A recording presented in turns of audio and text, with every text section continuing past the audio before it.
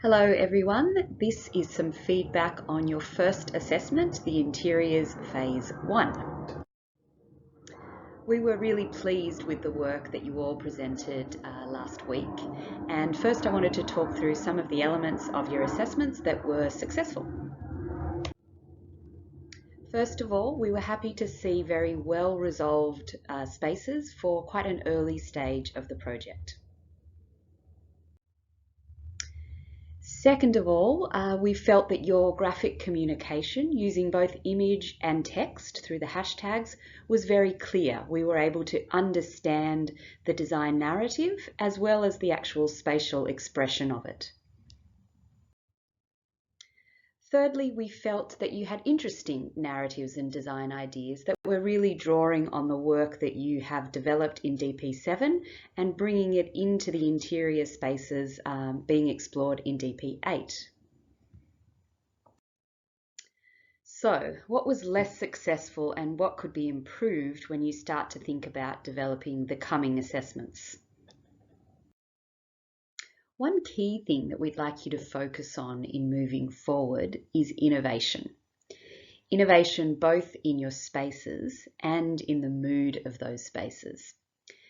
And if we think about innovation, what we can start to consider is the need to really question assumptions and familiarities about the needs of the programs that you've set out for yourselves in your briefs and the users who will be engaging in those programs.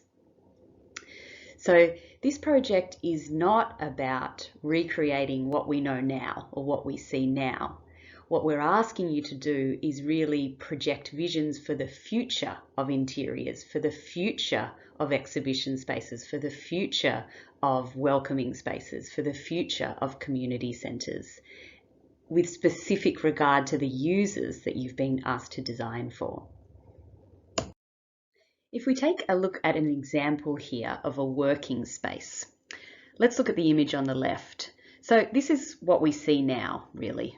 Often industrial spaces refurbished to become co-working environments where, there's a particular aesthetic that probably references the kind of Google offices.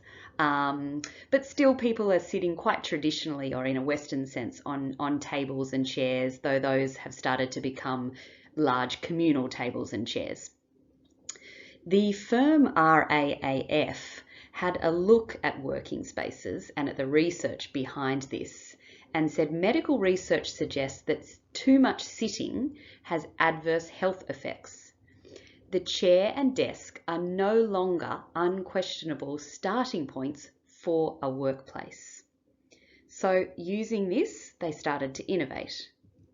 And so they kind of threw out the window the table and chair and looked at a form that would really start to change the behaviour of people in work environments. The quote that they give in their description of the design intent is, "Various affordances solicit visitors to explore different standing positions in an experimental work landscape." And the image on the right shows a kind of diagrammatic expression of those bodily positions and of the spatial form itself. This, I would say, is innovative in starting to reimagine a contemporary workplace. And this is the kind of thing that we're asking you to do in your projects. The other feedback point I said to several of the students in my group at least is that yes, we have some nice inklings of design ideas. They kind of need to be put on steroids and exaggerated, both in terms of scale and potentially in terms of repetition throughout the site, so that they have some gusto or some oomph and some power. The other thing the tutors and I discussed is the importance of being very clear about your intent in how you'll deal with relationships and the kind of dialogue between extant and proposed structures, as well as narratives. So although many of you were really engaging with the existing structures and creating spaces and moods within these, there wasn't always a clear idea about how exactly you want that relationship or that dialogue to play out. So for example, are you trying to wrap and cut and kind of cover the existing forms and details as a way of suppressing stories of the past and creating a new canvas in moving forward? Are you trying to create a more subtle dialogue where you really expose the existing structures and stories and touch them very lightly or in a kind of separated way with your new forms? Think and reflect back on what you've done in moving forward so that you're clear in your strategy around that dialogue or that relationship. And what you might do now is have a look again at the end of Sitting by RAAAF and think about in this image and have a look online, how have they dealt with that relationship between existing and proposed in the insertion of this workspace form?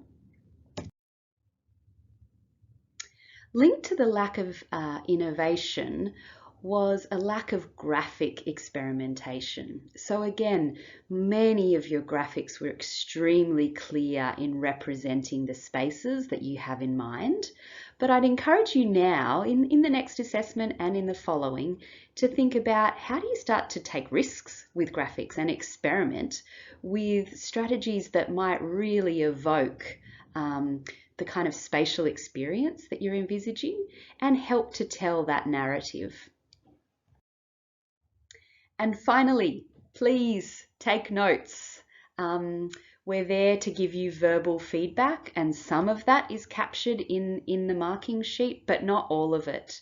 So please yourself take notes or ask a scribe to take notes. If it's okay with your tutor, you can ask for permission to record them so that you can then go back and reflect on the feedback that you've been given. And that's the final point. Now that you have your marks and feedback sheets and you've listened to this lecture, it's time to critically reflect. Think about the work that you've proposed, think about the feedback that you've been given, and now consider how you'll apply and develop your scheme in moving forward in Assessment 2. Thanks again all, and see you soon.